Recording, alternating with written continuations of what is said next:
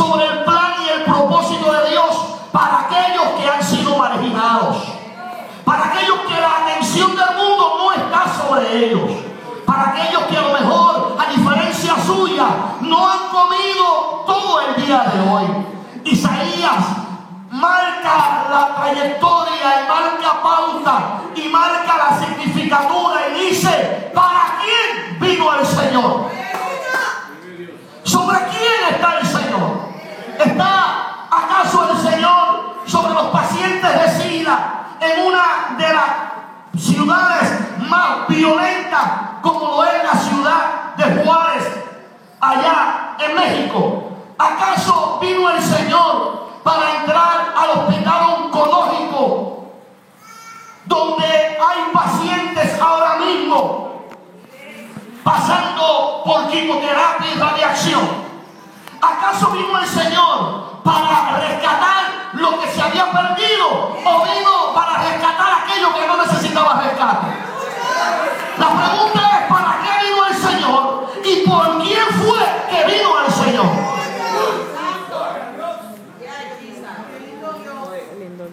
Es muy fácil marcar estereotipos. Le decía yo a mi esposa mientras veníamos: esto está totalmente fuera de control. Escuchaba yo cuando venía la bendición que es escuchar la emisora cristiana, a Keylor, y más adelante cambiar de emisora y tratar de buscar una emisora que me mantuviera introducido dentro de este mensaje.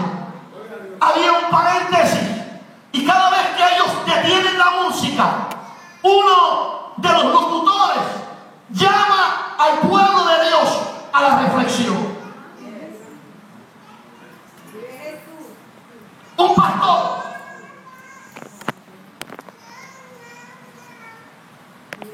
que iba a ser instalado en una de las mega iglesias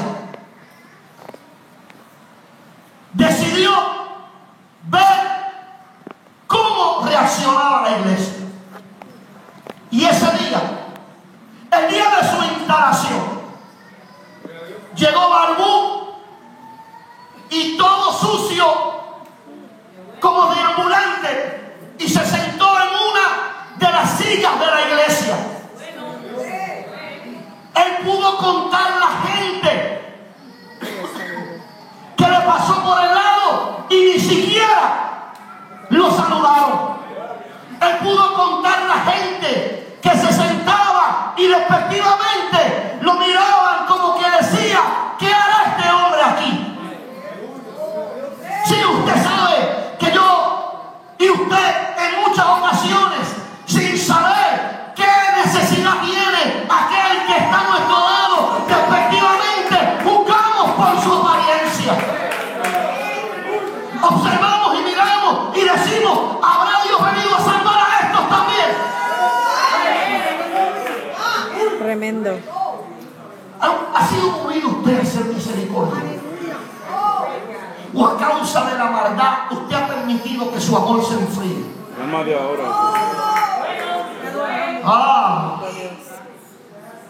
Yo usualmente no digo estas cosas porque esta mano no sabe lo que hace esta.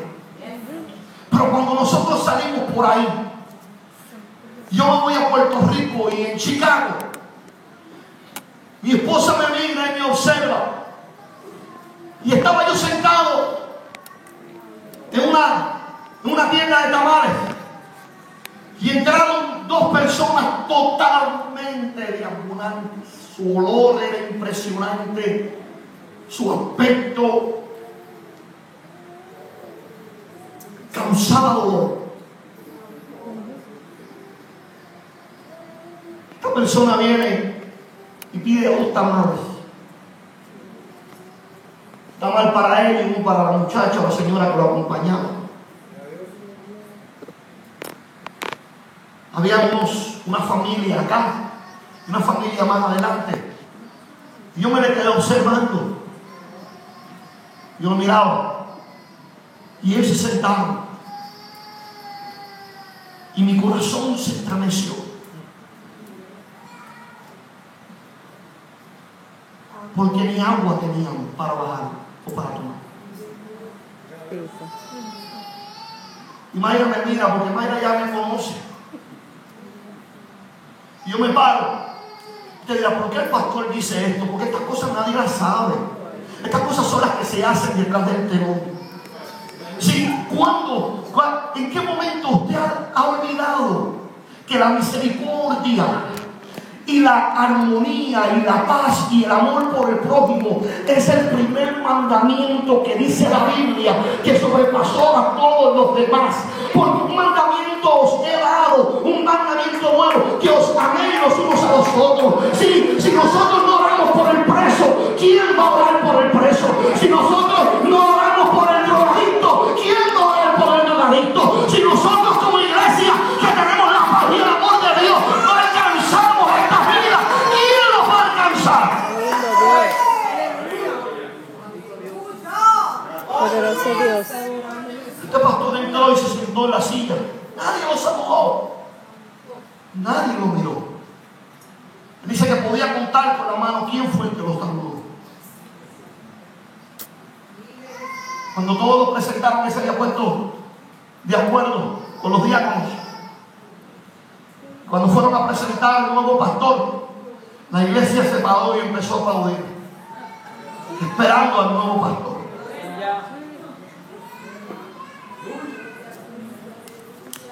Esperando al nuevo pastor.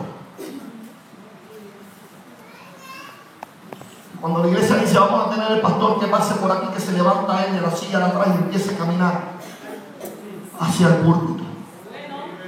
Dice que la cara de muchos se le cayó al suelo literalmente. Otros miraron hacia el lado. Otros no sabían qué hacer. Él había dado una lección a la iglesia de Jesucristo. A la iglesia de Jesucristo se le había dado una lección. Isaías dijo, el Espíritu del Señor está sobre mí. Dice la Biblia que 700 años después el Señor se paró en el día de reposo, entró a la sinagoga, abrió el libro y dijo, el Espíritu del Señor está sobre mí porque me ha ungido para Jehová. Quiere decir que Dios vino a salvar a aquellos que se habían perdido. Hay una... Jesús, bendito tu nombre.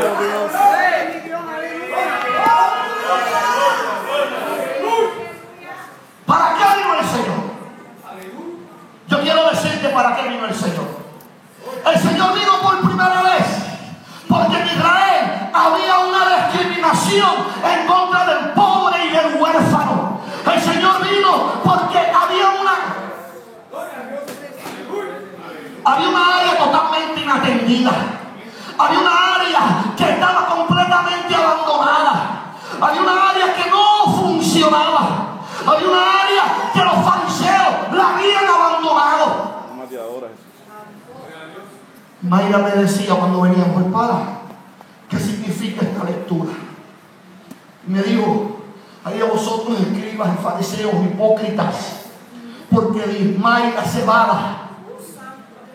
Alma de ahora, Jesús. Porque diezman y ofrendan, pero se olvidan de dar amor a aquel que está necesitado. Y a la cena, dice, ay de vosotros escribas y fariseos, sepulcros blanqueados, porque se paran en las plazas y hacen oraciones largas y hablan y tratan de impresionar, pero se olvidan que hay que amar a aquel que no quiere nada, que va a la cena, y a la cena. Oh, gloria a Jesús. Bueno, me dice, ¿qué quiere decir eso? Le dice, porque hacen una parte de la ley y otra parte no la ejecutan. Y si hacen una y la otra no, se convierten en transgresores de todas. ¿A quién vino a salvar? Mira que no se diga, ¿a quién fue el que el Señor vino a salvar? ¿A quién fue? A los politillos, a los que están en Times Square. ¿A quién fue que el Señor vino a salvar? Dice la Biblia que el Señor vino a salvar a aquellos que estaban marginados. Por eso es que la Biblia dice en Lucas capítulo 7 que había una mujer que era viuda y había tenido a un único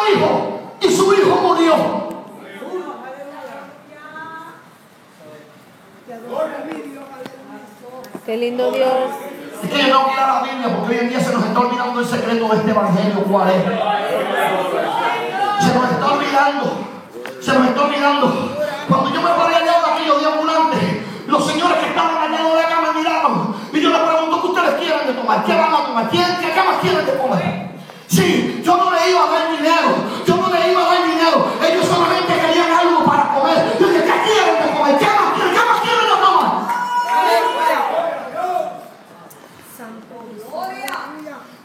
Dale suba. Dale Pepsi. Dale Sereno. Si usted dirá, eso es tan importante para ellos, para lo mejor usted no, porque ahora mismo en su casa tiene dos padrinos así grandes de Sereno, o tiene comida en abundancia, pero hay gente que no tiene nada, hay gente que está como la viuda de Naín, que no tiene nada, y lo único que tiene, ahora ya no lo tiene. Alma de ahora, Jesús. ¿Qué hizo el fariseo por la mujer, por la viuda de Naín? No hizo nada. ¿Qué hizo el escriba por la mujer, por la viuda de Naín? No hizo nada. Dice la Biblia que ella venía y iba a enterrar al único hijo que tenía. Y tenía la comitiva fúnebre. Y Jesucristo la miró y le dijo, no llores, mujer. Alma de ahora. Diga conmigo, se acabó. Se acabó. Sí, se acabó esto de estar solamente yendo a la casa de aquel que está en igual categoría social que nosotros. Se acabó de estar abrazando solamente a aquellos que nosotros, que huelen a Chanel como huelemos nosotros. Aquellos que solamente están expuestos, aquellos que hoy en día hay iglesias que tú no puedes entrar porque están tan altos en la sociedad que no se te permite entrar en el momento de... Si yo no quiero una iglesia así, porque esa iglesia, yo no quiero una iglesia que mire por encima del hombro a aquel que no tiene nada. Aquí tiene que haber una iglesia, tiene que haber un pueblo que entrega.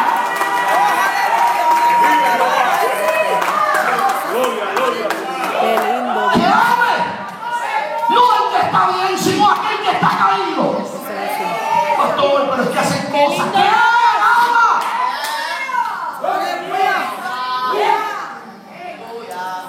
Señor, yo no llore. Que aquí nadie hizo nada. Sí, te voy a dar un pequeño insight de esto. El Señor esperó que ella llegara a los portones de la ciudad.